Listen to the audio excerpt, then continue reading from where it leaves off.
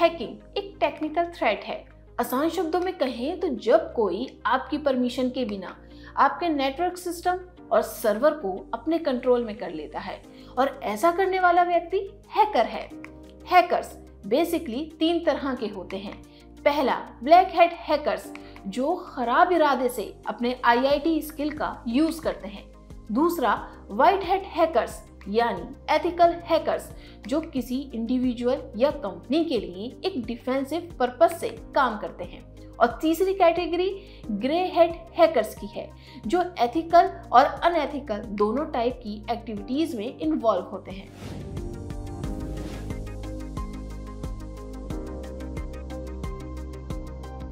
The matrix और Wednesday और we for वेनेडिटा, क्या आपने ये मूवीज देखी हैं? कैसी लगी?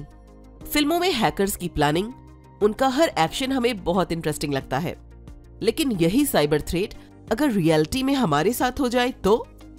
आज इंटरनेट ही हमारी दुनिया है, जहां शॉपिंग, बैंकिंग से लेकर लोगों से कनेक्ट करना, हर चीज के लिए हम इस पर डिपेंडेंट हैं। लेकिन इस नेटवर्क सिस्टम का नुकसान भी है।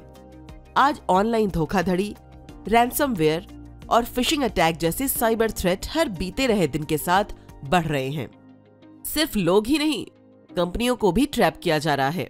पिछले कुछ मामलों की बात करें तो साल 2018 में Pune Cosmos cooperative bank limited से हैकर्स ने 94 करोड़ रुपए उड़ा लिए। इसके अलावा भारत के नामी पेमेंट प्रोसेसर जस्ट पे का मामला सामने आया, जिसके बारे में साल 2021 में तब पता चला जब हैकर्स 35 मिलियन के करीब कस्टमर्स के डेटा अमेरिकी डॉलर में बेचने के लिए तैयार बैठे थे। इतना ही नहीं, मई 2021 में पिज्जा ब्रांड डोमिनोज इंडिया का किस्सा सामने आया।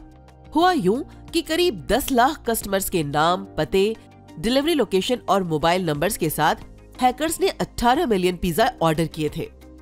वहीं फरवरी 2021 के एयर इंडिया साइबर अटैक के बारे में शायद आपने भी सुना होगा, जब more than 4 million global customers का रिकॉर्ड लीक हो गया था। इसीलिए साइबर सिक्योरिटी आज समय की मांग बन चुकी है। सबसे पहले समझते हैं कि साइबर सिक्योरिटी आखिर है क्या। ये basically computer, server, mobile device, electronic system, network और डेटा को प्रोटेक्ट करने की प्रैक्टिस है, यानी ऑनलाइन धोखाधड़ी, थ्रेट से बचाने का एक सिस्टम या टेक्निक। अपने मोबाइल फोन से लेकर अपने कंप्यूटर में आप फायरवॉल और एन्क्रिप्शन के बारे में जानते होंगे। यही साइबर सॉल्यूशन या सिक्योरिटी टेक्निक्स हैं। आसान शब्दों में समझें तो ये ऐसे सॉल्यूशन है जिससे कोई अनऑथराइज्ड व्यक्ति या साइट आपके डेटा, आपके इंफॉर्मेशंस को एक्सेस नहीं कर पाता है। जाहिर सी बात है कि एक स्ट्रॉन्ग साइबर सिक्योरिटी आपको नुकसान से बचा सकती है। साइबर सिक्योरिटी और फिशिंग, मालवेयर अटैक, हैकिंग, पहचान धोखाधड़ी और इलेक्ट्रॉनिक थेफ्ट जैसे क्राइम्स को देखते हुए भारत सरकार ने कई कानून बनाए हैं। जैसे 2004 में Indian computer emergency response team बनाई गई थी। आईटी एक्ट 2002-2013 के अलावा आईटी रूल्स 2021 जैसे कई एक्ट में भारत सरकार की साइबर स्ट्रेटेजी देखी जा सकती है। लेकिन भारत में कोई स्पेसिफिक साइबर लॉ नहीं है। हालांकि ये अलग बात है कि इसे different IT law, contract law, penal provisions और साइबर सिक्योरिटी पॉलिसी के तहत कवर किया जाता है। साल 2025 तक 900 मिलियन इंटरनेट यूजर होने की उम्मीद है। आज के टाइम में हर कोई ऑनलाइन ही अपने कंप्यूटर या क्लाउड में डेटा सेव करता है। अब ऐसे में चाहे वो डेटा पर्सनल हो या फिर प्रोफेशनल हो, यहाँ सवाल ये है कि क्या ये डाटा पूरे तरीके से सुरक्षित है? शायद नहीं। वास्तव में साइबर सिक्योरिटी सिर्फ भारत ही नहीं, हर देश की जरूरत है।